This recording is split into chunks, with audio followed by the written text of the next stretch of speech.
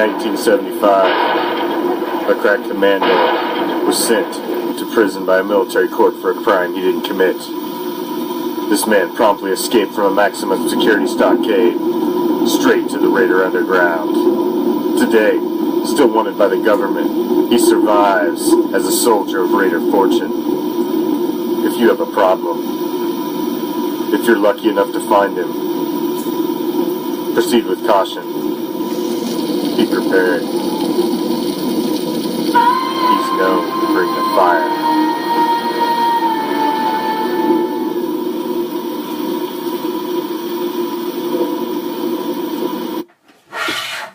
What's up, Raider Nation? I'm the commish coming to you live from Hardcore Challenge Live Studios, deep behind the enemy line. This is Raider Reaction. What's up, Raider Nation?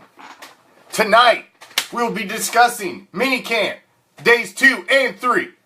Austin Howard, Mack, free agents, BeastMode, offensive sets, Seabass, donkey backer, and wrapping up the show with my WTH, as I always do when I'm holding it down solo. What's up, Tim? What's up, Terry? What's up, Dorothy? Leslie, Alfonso, who else we got? Jukebox, and Raider Red Tabs. What's up, everybody else? So, it's another beautiful day to be a Raider, as is every day. So, a lot of action in the Raider world. Oh, before we get started, hold on. Hold on.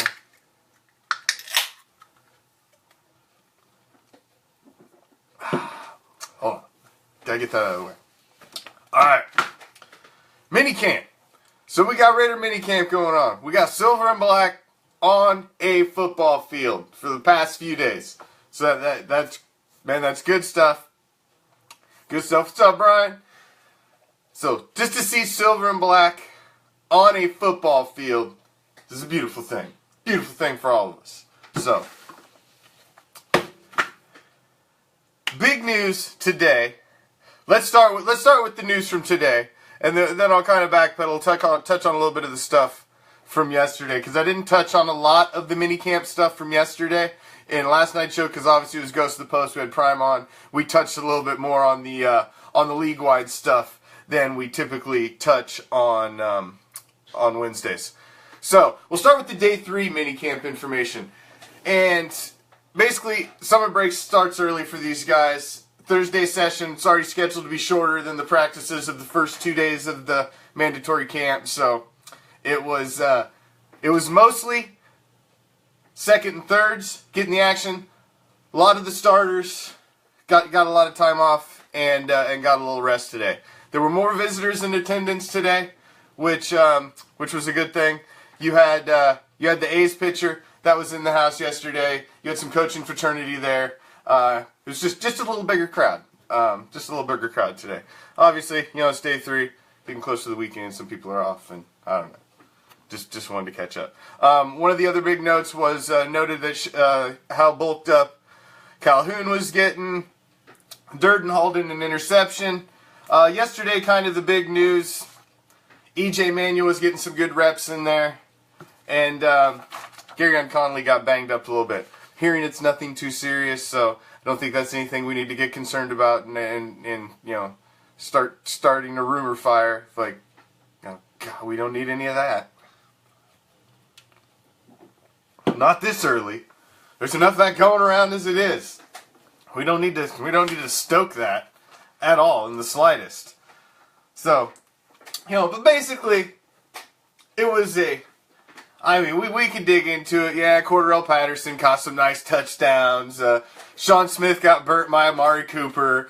There were things that happened, but overall, it's it was minicamp. It was minicamp. It was guys getting out there knocking the dust off. That's really all it was. I mean, I try not. Yeah, I can get into an extensive breakdown of minicamp and. But at this point in the season, how you gonna break down minicamp? I mean, come on. These guys are just getting out there. They're knocking the rust off. They're getting around. I mean, the younger guys, now in mini camps, you always typically, thank you, Alfonso. In mini camps, you always typically hear more about the younger guys. Why? Because the older guys know they don't have to come in and go balls out in mini camp. These young kids, they're just getting in the league, of course they're going to come in and go balls out. That's what you do when it's your new job, man. You're coming in there, you want the big money, you want to prove you belong to be there. Most of these other guys that are there, a lot of them have already proved they belong to be there, and they know their job is not on the line in minicamp. Their job will be on the line soon, but it's not in minicamp. So, that's why you hear about, typically, it's a lot of the younger guys you're going to hear about in minicamp. Plus, they're going to get more action and more reps anyway. That's who they want to see. They want to get these guys reps, and they're wanting to see more out of them. Del Rio talks high on Connor Cook. He's happy with Cook, and Manuel looked okay. I still say Cook comes in, has the number 2. I think he's got a firm lock on it, but who knows? What do I know? Maybe there's a reason why they signed Manuel. I just think they brought Manuel in to be the guy that challenges Cook, makes him push himself to keep his job. Because you need competition. Competition and adversity is what makes it better. Makes you grow as an athlete. Need adversity. You can't just get comfortable in your job. They got to bring somebody in to challenge you, because if you're slipping and you ain't holding it down and doing what you're supposed to, he's going to take your job. So, yeah, I think they brought E.J. Manuel in because they think if they had to go to him, he could hold it down, but I don't think they want to go to him. I agree, Watts. I think he's going to be fine. I thought the kid looked okay when he came in. We threw him to the freaking Wolves. We come into the playoffs with this garbage game plan. Thank you, Mike. Thank you, anybody that shares. Share it up. I ain't got no advertising budget, so I rely on you, Raider Nation. So sharing is caring. Thank you. But, yeah. So, there's been a lot of talk in minicamp of how Amari Cooper has looked when he showed up to camp. He's beefed up. He looks solid. Everybody's saying he's looked the best he's ever looked. He looks focused. And I've been saying it for a while. I'm predicting Amari Cooper to have a big season. And,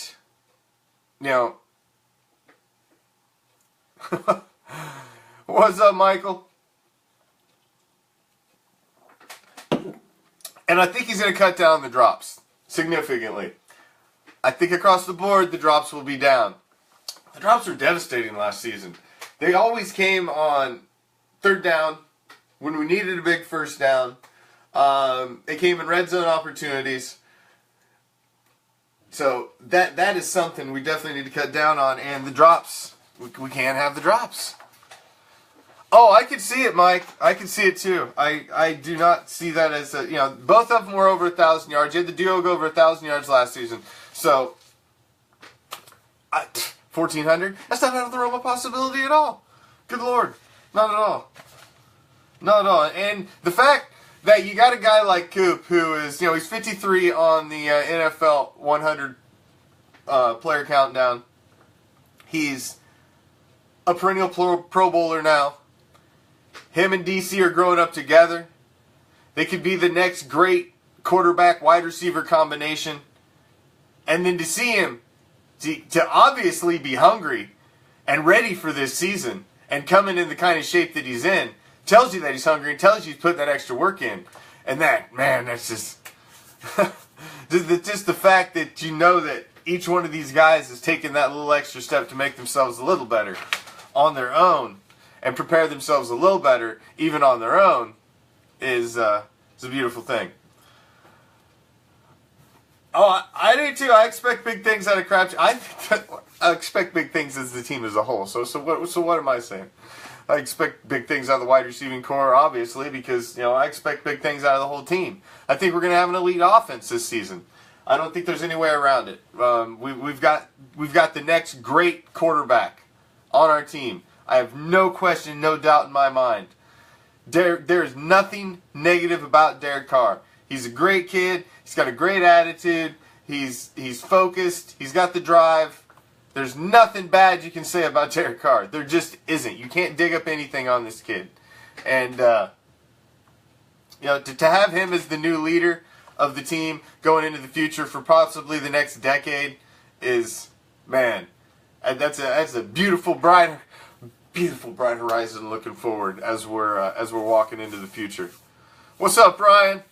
So, just it's nice to see Coop is pumped for the new season and comes in jacked, ready to go. Gotta love that. Gotta love that. He's been out there putting the work in. Another wide receiver, Cordarrelle Patterson, that we picked up in the offseason. Big free agent signing. He's fast, big. He's going to play the 3. There's a good possibility of him sliding out, playing a little 2, and seeing Crab drop back and play some slot. Could absolutely see that too. Seth Roberts will obviously be a big part of the mix. I'm a big Seth Roberts fan. Raiders are 9-0 when Seth Roberts catches a touchdown. Hey. Stats don't lie. 9-0. You just gotta get the ball to Seth Roberts. I mean, come on, that's the key to victory, apparently. Key to victory. But they're really wanting to see Cordarrelle Patterson. Hold on. Spoiler alert, Ryan. You may have to hold on to the end of the show to talk about that one. Spoiler alert. Spoiler alert. Yeah. Oh, he got competition behind him. I completely agree. But he's never had a quarterback like he has now. Never had a quarterback like he has now. And I think this could be big for him. There's the free agents that come over, and they're the free agents like Sean Smith. And they just don't quite click. They just don't quite fit in the scheme. They don't quite fit in. They're just out of place, and they got the talent out there, but they're just not clicking. I think Sean Smith's going to click a little more this season. I don't think Cordarrelle Patterson's going to be that type of guy. I think he's going to come in and click well in this scheme. Derek Carr's, he's got a solid quarterback that's going to get him the ball. Derek Carr will put the ball where he needs it. Having that speed and knowing he's got a quarterback that will get him the ball if he's open. Carr don't play favorites, man. DC doesn't play favorites. You're open, he'll get you the ball. He don't care if you're Clive Walford or if you're Amari Cooper. You're open, you're getting the ball. So, Cordarrelle Patterson's going to get open. And he's going to get the ball. I just have a feeling that he is going to click in the system. And he's the kind of receiver, I think, that works well with Coop and Crabtree. Cooper and Crabtree are not the fastest wide receivers out there. They're not speed demons. They're not known for their speed. Neither one of them. They're just nice, beautiful, technical wide receivers that play the position. They can make catches. They got great hands. They run great routes. They're fast. Don't get me wrong.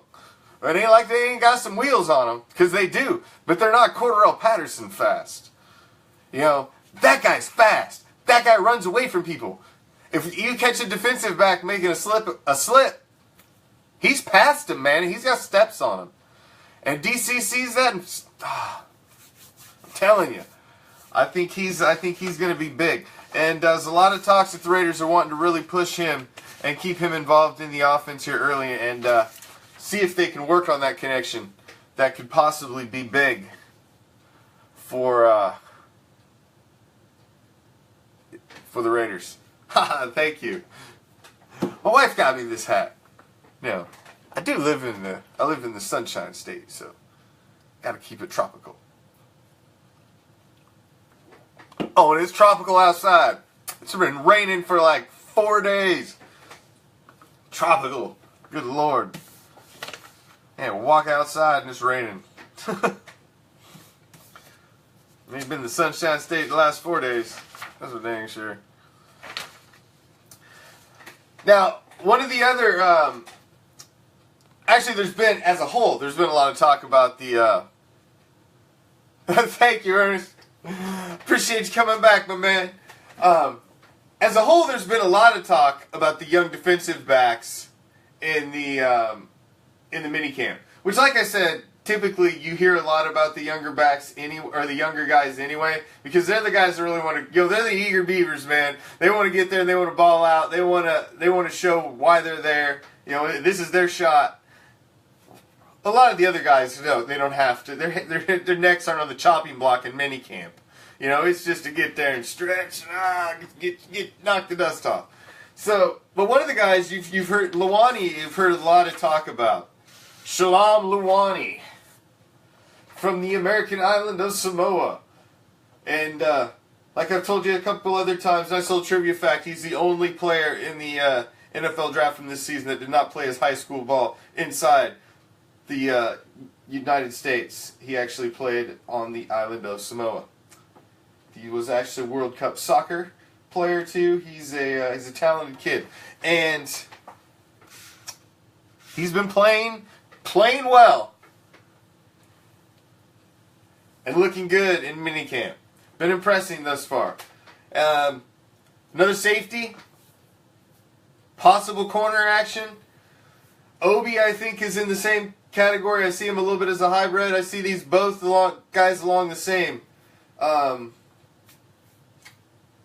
kind of diversified skill set. So, like I've said it before, man. I really think we address the problems on defense. I really, really do. It's just, it comes down to, you take the resumes, man. It's like any other job. You take the resumes, you talk to all the kids, you kick the tires, you check the VIN number, see if it's been in a wreck. You run all the tests on whatever when you're buying, hiring, whatever. But man, until you get that employee out there, you just it comes down to the individuals when you get them out there. They have addressed all of the problems. They've brought in talent. It's now whether talent produces to results on the field. And that's really what it all comes down to. So, man, you got injuries you got to deal with every season. It's about health. So, man, I hope you're right, Watts. I hope you're right. I tell you what, the feel-good story for me is Najee Harris at middle linebacker. I'd love to see that kid, man. The one that came in as the walk-on at, basically as a tryout, the rookie camp, and walked on and left with the multi-year contract. A little kid out of Wagner College in the middle of nowhere. I hope that kid makes it, and that's just one of them stories. That's a kid that just came in with no shot, not from a big school, and I'd like to see him do all right too. But Lee as well. Somebody step up. Somebody step up and be the next guy, man. Next guy. Somebody step up and be the next guy. Yeah, he did all right too, Ernest. We're still hearing good things about him.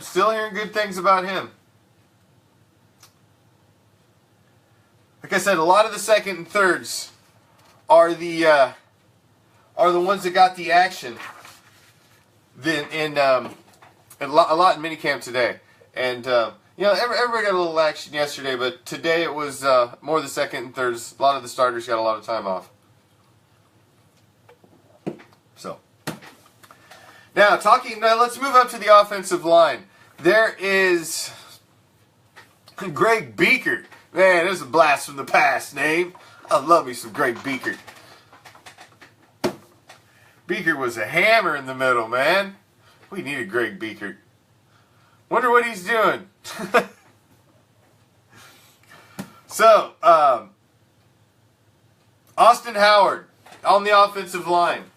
Still not cleared after his off-season surgery. We brought in Marshall Newhouse, which they appear to be high on Marshall Newhouse. It looks like he could have been the heir apparent to take that starting position anyway. And the fact Austin Howard's beat up, what's up, Stephanie? Then, you know, it's an interesting question. Does Austin Howard, is he retained and carried through the season? Into the season, even? Does he even make the cuts? If he's not healthy, he's not getting on the field.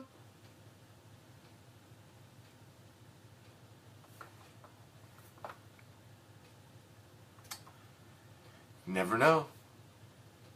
Never know. Stranger things have happened.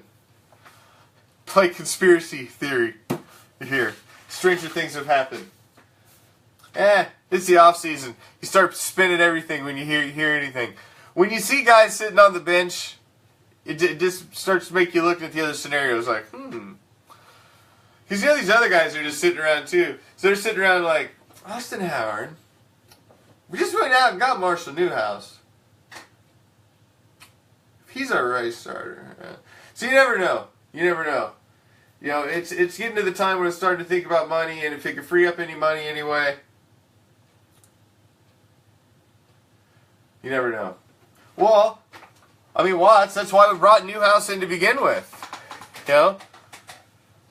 So, I don't know about that one. I don't know if I agree with you on that one. Watson, man, he couldn't stay healthy. And when he was, I just don't know.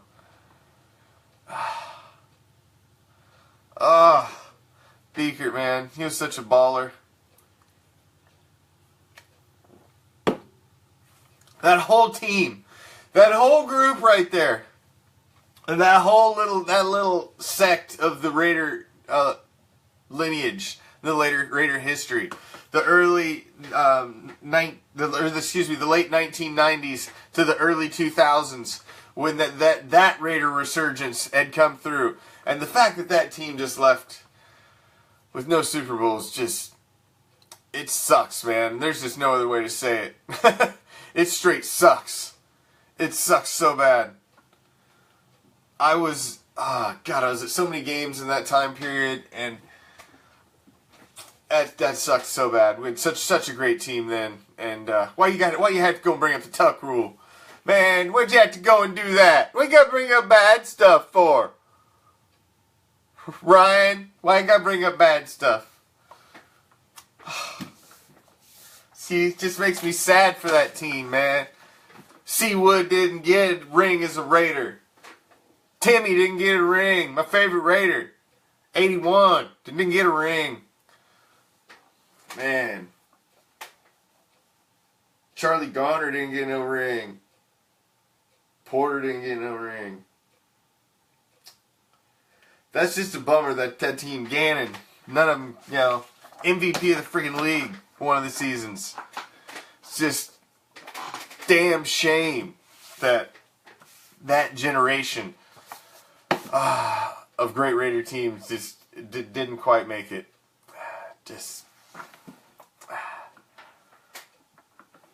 Can't get over that one. We should have had one or two out of that run, at least. At least. I mean, the tuck rule year, we were the team to beat. If that wasn't in the frickin' snow, we'd have run freight train over them Patriots, man. Had to play in the snow. That's the only reason that game was even close. We'd have destroyed them. And then, the Ravens, Syracuse's big jelly donut eating ass picks up and drives Gannon into the turf. That game's over. Tuiasosopo comes in. We can't get it done, man. That ended. And then see, now Ryan, you're bringing me down. You look at me. You started me down this memory lane of bad memories. Oh, look what you've done to me. No, I'm just playing. All right, so let's bring it back to something good, man. Khalil Mack receives the Butkus Award. I mean, the Butkus Award. He got the Butkus Award. Dick Butkus. Dude, If the award has Dick Butkus' name on it, that's an award you freaking want. If you're a defensive player, you know, that's like the the you kick ass award. That's basically what it's saying. Use a bad mamma jamma. Here you go. Have an award for that. You know, that's pretty much what the Dick Butkus Award is. You're like, you know, sweet. You know, Defensive Player of the Year, that's nice. You know, I like that too. But I got the freaking Dick Butkus Award, bro. You ain't got one of these. You know? He's like, I got one of these and Defensive Player of the Year. What you got? You ain't got nothing. Khalil Mack is the real deal. It's, you know, you're talking about, now just sit back and think about it. You're talking about Carr as possibly being the first $25 million man this season. What about Khalil Mack next season? What about Mack? Mack's going to straight get paid. If Mack comes out and has the type of season that I think he's going to have, because that kid is hungry, man. He is hungry. He's like AC too. He's just trying to get better every day and working hard. And he's already crazy good. He's reigning Defensive Player of the Year, and he's hungry. You have a hungry reigning Defensive Player of the Year that wants to get better and striving for greatness. Oh my God, what? How much money is he gonna garner next season? What's up, Raider Trey? How much money is he going to need? I mean, seriously. How much do you pay a guy like Khalil Mack? Is there a number? Is he equivalent to quarterback money?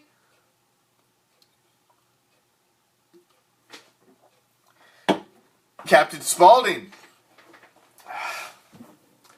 That clown knows what he's talking about. May be the greatest of all time. Right now, Derek Carr and Khalil Mack are on a steady, straight climb up. Where that stops for either one, it's hard to tell. They're both on a climb up right now. Where that peak is and where that levels out, who knows? But every single year they have made leaps and bounds from season to season. I'm just saying, it's hard to tell what kind of season they're going to have. You got two guys who are pissed off and hungry about the way last season ended. And they're going to bring it. They're going to bring it. So, you never know. You never know. So, Perry Riley Jr. is named as one of the top free agents to make an impact that can make an impact in 2017. How long we've been talking about this, Raider Nation? 2 months now. Couple months. Perry Riley Jr. He's still out there. Why? We went to the playoffs last season. He was a big part of that in the late season. What? He knows our scheme. He was successful in it. I don't understand why.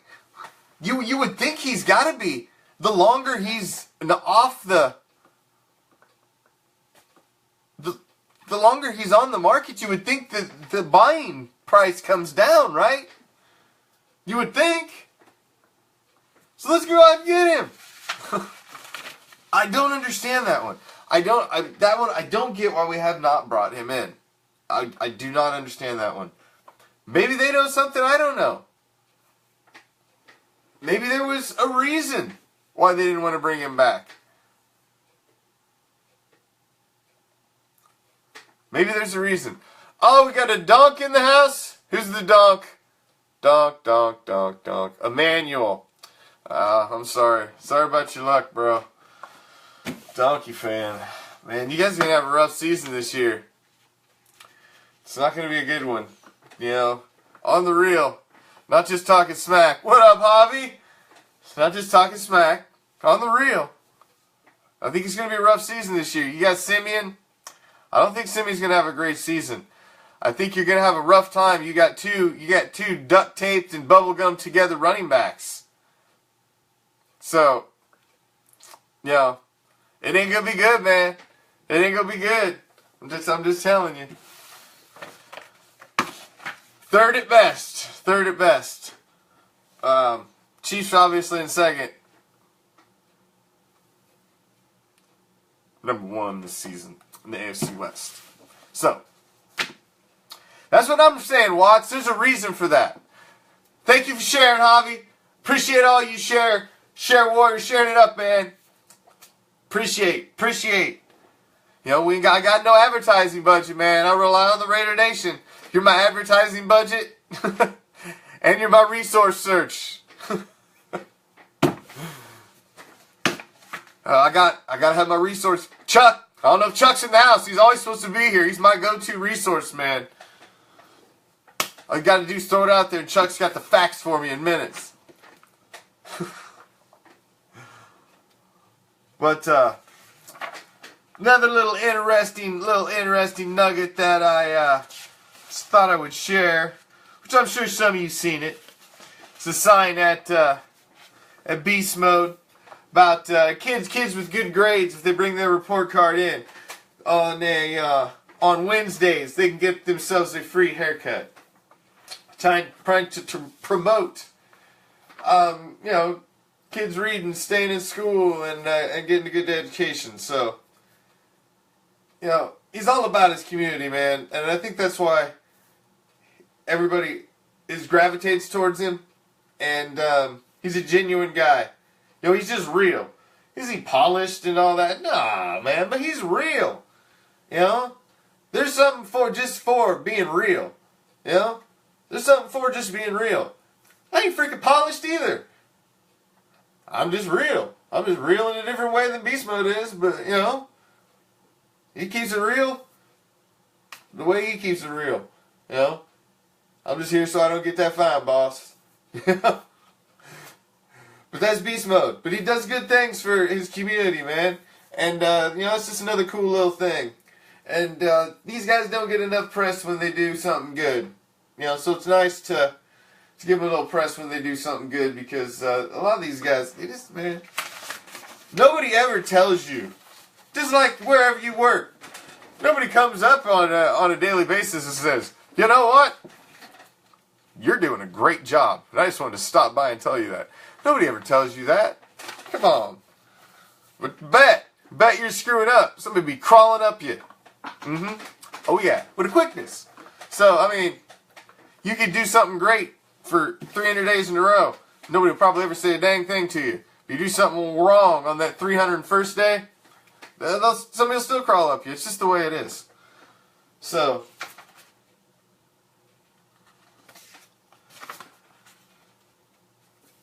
there's been a lot of talk about an offensive set with the Raiders running some 2 tight end and some single back. You have BeastMode back there as a single back. You can run some Jared Cooper, Lee Smith.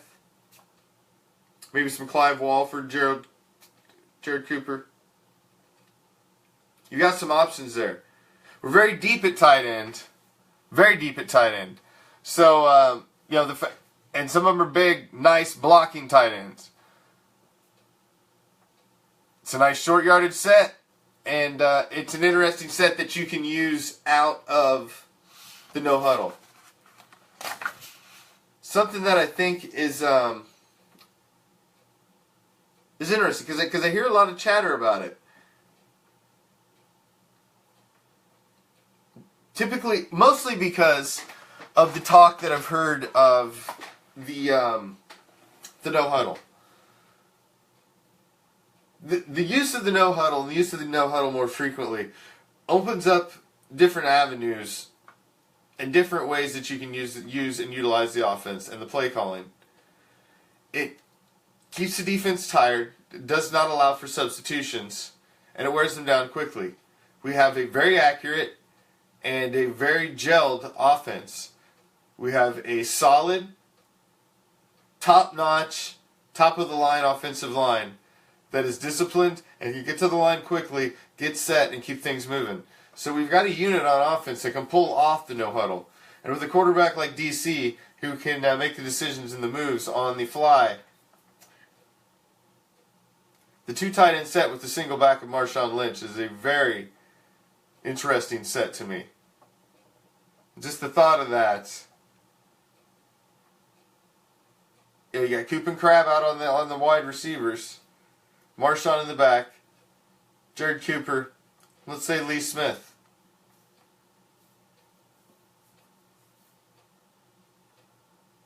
No. That's right. You know, sometimes you gotta, you know, you that's how you learn. You see other teams do it to you.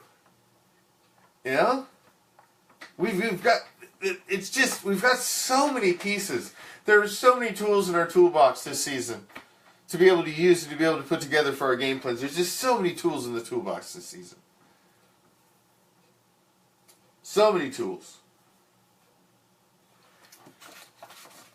So I just think that's an interesting set. Just think that's an interesting set. I really do. I really do.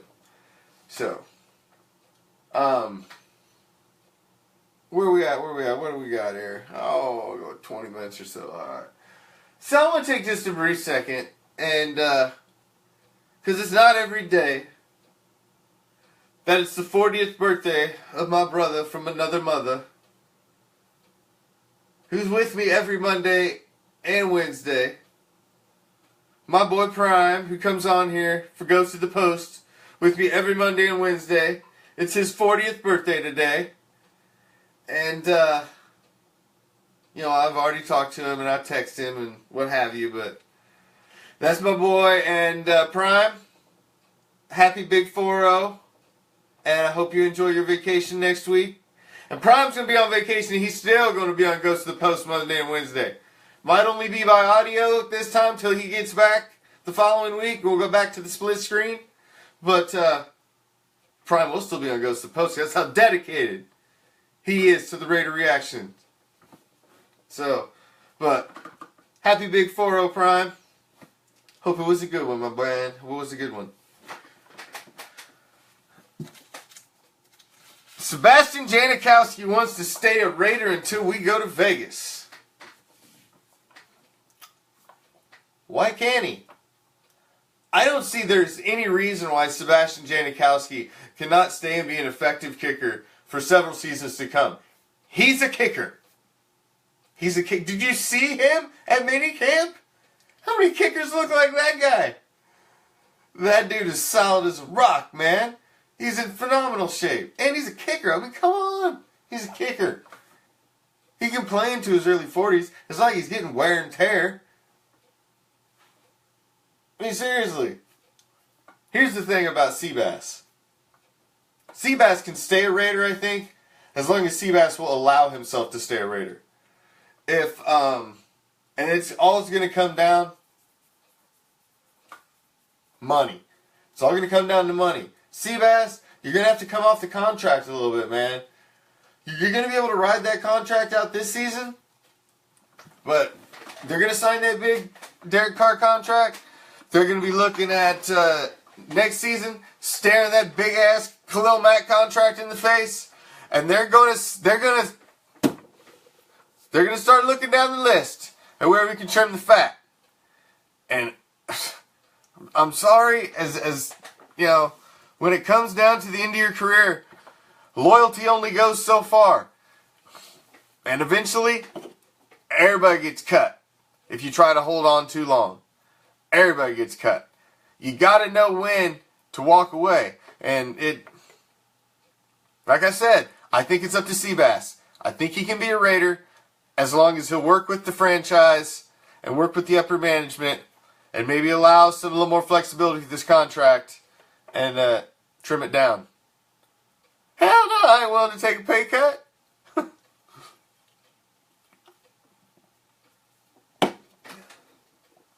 But I'm not an NFL player approaching on 40 years old either. So the thing is, they can save $2.5 to $3 million by dropping him and going with Giorgio Treviso, who's already on roster. And it just comes down to money. And he is, the league average for a kicker is $1 to $1.5 million. I mean, even if he was willing to come down to 2. I said, say, hey, man, I'll take above the league average. And, you know, I'm just saying, when you're starting to get towards the end of your career, he may just have to be a little flexible. Because if they come to the table and straight say, hey, Seabass, we're wanting to release you because of of your salary, we need to free up the money, I would hope the next thing would be like, hey guys, if that's the reason you're wanting to release me, and it's not because of my talent or ability, then let's work something out. I would hope that would be the how the conversation breaks down, but you never know. You know, because it comes down to business. I don't think anybody wants to be I don't think the franchise would be disrespectful to Seabass. He's been a great Raider his whole career. The fans love him. I mean, he's just one of them. I love Seabass, man. He's awesome. I mean, he's the greatest kicker of all time. I mean, he's phenomenal. He's amazing at what he does. But so it comes down to business sometimes, man. It just comes down to business, and I think for Seabass, it's just going to come down to business in the end. I just think it does. I think it is. You start to get at the end of the career, and you know, you just don't know, man. I don't want to see him done dirty, though. I don't want to see him go off and kick for some other team for another year or two at the end, and none of that garbage. So I hope, you know, if they need to trim money and they've got to make some cuts, I hope they can sit down and hash it out, take a little cut, and what's up, Big Ed in the house? Ed had some surgery today, and he just can't rest. He can't stay away from the silver and black. How's it going, Ed? Glad to see you doing good and up and around, man. So here's an interesting little nugget. Interesting. Donkey backer Brandon Marshall. He loves what the Raiders are doing, he says. Loves the move to Vegas, loves everything about what the team's doing, and says he wouldn't mind coming and being a Raider when his contract's over with the Donkeys. Well, isn't that lovely? That's great. Maybe we don't want you. Maybe by then you're going to stink. You're going to have too much donkey stink built into you that I don't know if we'll want you. I don't know if that'll wash off. I don't know if there's a strong enough fire hose to clean the donkey stench off you after that long. So, I don't know. I already don't like him. After how many more games we got to play them, and then I drag him over? I don't know, man. Embracing that dude to be a tough pill for me to swallow. That's for sure. Tough pill for me to swallow. Very tough pill for me to swallow. Alright. Now I want to get into a topic here at the end. What do we got? Got about 15 minutes left. 15 minutes left. I got a couple things I want to touch on before we get out of here. First, y'all know where to find Raider Reaction, right? Right here. Every Monday through Friday, 7 Pacific, 10 Eastern. Monday through Friday. On the Oakland Raiders football page. It's always shared. No matter where Raider Reaction is streaming from, it's always shared to the Raider Reaction Facebook page. So go like that page up, man. If you ain't liked it already, you need to like up the Raider Reaction Facebook page. Go like it up. Because no matter where I'm at, if I'm on any of the other pages, it's always shared to Raider Reaction too. Because, you know, I don't want nobody to ever not know where I'm at, man. Terry is here every night. Toe, what's up? And, so the page is doing well. That page is doing well, man. It's over 1,100. It's not even 2 months old, and it's doing great. I love the interaction with the Raider Nation on there. And I'm looking for anybody. I would like one person who maybe has a little more time during the day than I do to help me admin the page. So if there's anybody who is interested in possibly helping me and coming on the Raider Reaction team behind the scenes and helping me keep some sweet Raider content and monitoring the Raider Reaction Facebook page,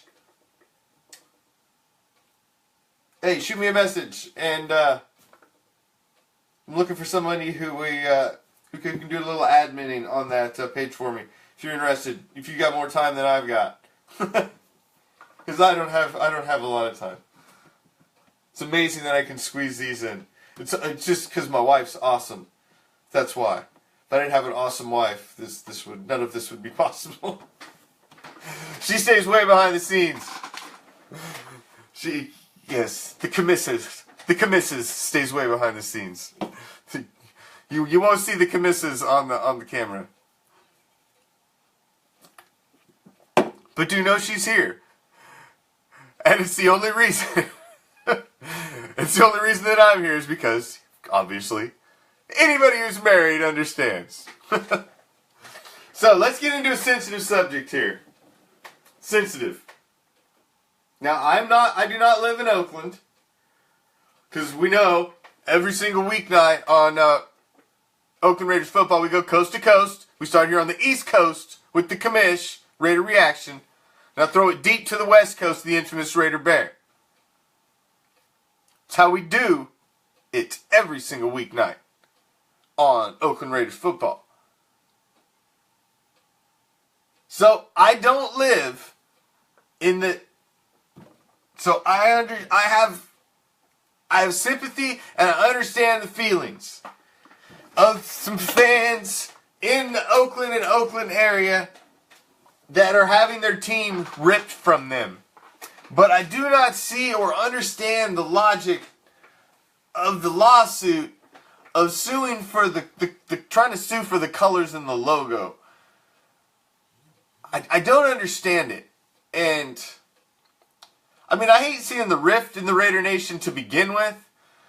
I mean, that bothers me to begin with. You know, the news frankly sucked anyway, that the Raiders are moving from Oakland. But it doesn't affect me like it affects others who live right there. Because I don't live there. You know, I've lived down here, almost 10 years now. So it's not down the street from me. It doesn't affect me. To me, when I go to an Oakland home game, I'm flying there every time anyway.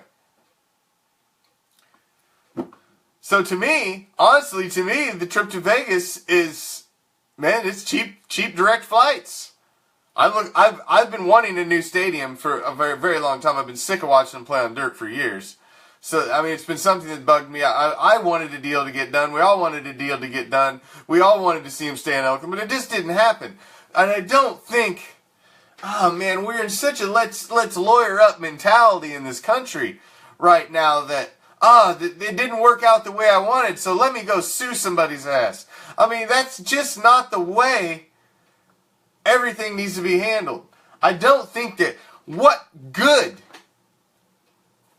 Raider Nation, let's say this group wins. What good comes out of that? What good comes out of that?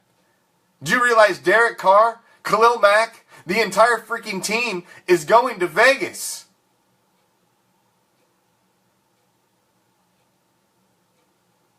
So what happens if, let's say this lawsuit, what's up, Drea? Let's say this lawsuit happened. They went through. Just think of the ramifications of it. You would have the team, all of the players that we know and love, wearing what? You know? Purple and gold in Vegas? You know, now they're the gold nuggets or something? And Oakland owns the rights to the shield and the silver and black. To what? Start some scab team? Several years down the road? So then what happens to the nation? What happens to the Raider Nation then? We just die? We just go into hibernation for years and years? What do you win by this lawsuit? Has anybody really stopped and sat down and thought about it? What would you win? That's what you would win. If you won. If you won. The team would leave. They would still be the Raiders that we all know and love. They would just be wearing different colors and would not be representing the shield anymore. This group would now own the rights to the silver and black in the logo, and there would not even be a team in place in the league because an expansion team's not going to be put together that quickly because they would also need a place to play. It would not happen that quickly. No way. So you've got several years before an expansion team picks up that silver and black and that shield and tries to carry it on.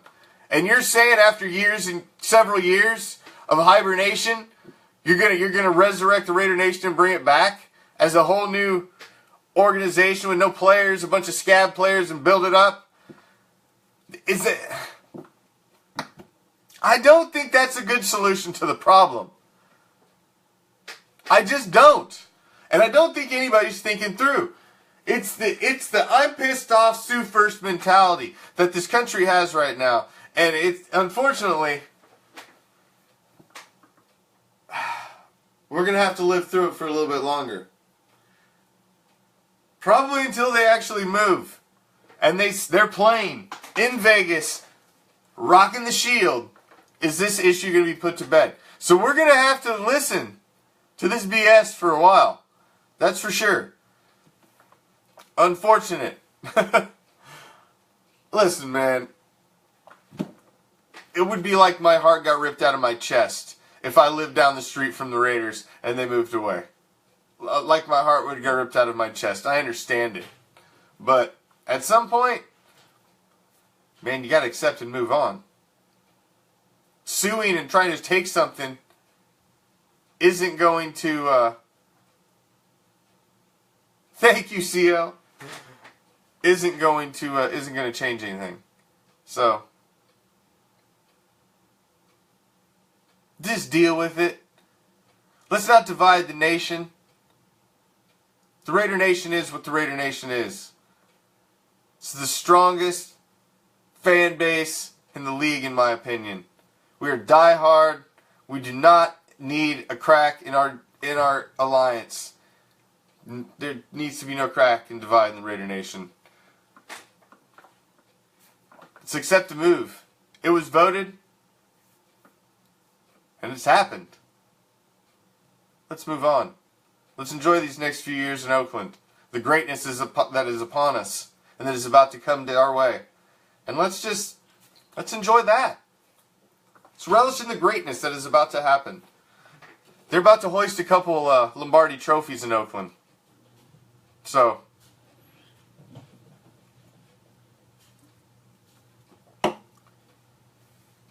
hey. I'm sure it was hard, Raider Mike. I do not discount it at all. The hurt that I couldn't even imagine. It'd been like somebody kicked me in the stomach. But you know, even in my own house, we were divided. I mean, my wife grew up about an hour or so from there. You know, and even in the house, me and our own house, we were divided for like a week. My wife was like, I don't even want to hear the word Las Vegas. And I was like, hey, we're getting a new stadium. Sweet. You know, and so we were even divided in our own house. You know, I was upset that we're moving, but I was excited about the palace we're going to get. I was sick of us playing on dirt, man. I just really was. So, alright. Winding it down here as I'm starting off coast to coast. Got the Raider Bear coming up next. As I'm winding it down, I want to finish off with my WTH. I'm on a lot of the Facebook groups, man. I'm in like dang near every NFL Facebook group, and I'm in like every Raider Facebook group. I mean, I'm in I don't know how many Raider Facebook groups. Probably 75 to 100. Like everyone there is. That has, and as well as every NFL group. So I'm in a lot of these groups, and boy, want to discuss the term fan. Fan is short for fanatic. Okay? That's what fan is short for. Fan is a word that I cherish. Because I'm a fan. I'm a fanatic. A fanatic will spend 5 hours of a week, 5 nights a week, coming here and spitting silver and black with all of you. That's a fan. I don't like the Raiders, and I like my other team, and I like this team too. Got a couple other jerseys, some other teams' hats, and I call myself a fan. No, because fan is short for fanatic. What you are is a casual spectator. Please refer to yourself as such, because you are not a fan. There's no such thing as a fan who roots for two teams. Bleed whoever you bleed. If you bleed Browns, bleed Browns. Just be real about it. Just be real. Or call yourself a casual spectator. Because fans like myself are insulted by the fact you refer to yourself as a fan. So, don't insult us. What the hell? So, every single weeknight, 7 Pacific, 10 o'clock Eastern, I'm right here holding it down with RAIDER ReACTION. We got Ghost to the Post with Prime and the Commish every Monday and Wednesday. So we drop back deep in the pocket, let it fly league-wide, touch on all the hot league topics, because there are 30 other teams in the league, and we got to know about our enemies. Prime brings a whole different perspective. He's a RAIDER ReACTIon resident sports guru, and he brings the fire with me every Monday and Wednesday for Ghost to the Post. Drop it back deep in the pocket. Let it fly league-wide. But RAIDER ReACTIon is here every Monday through Friday. And I'm followed up by the infamous Raider Bear as we do it coast to coast every single weeknight. It's time to throw it deep to the bear. He's going to take it for 6. Time for me to get out of here. Appreciate every single one of you that showed up. Spend some time with me tonight. Show up tomorrow. Black Friday tomorrow. I've got some very special things in store for you tomorrow. I've even got a little field trip in store for you tomorrow. Some little behind the scenes, little field trip action. So if you got some time on a Friday night, I'll be here. And I'll see you tomorrow for a special Black Friday. Peace, love, Raider Nation.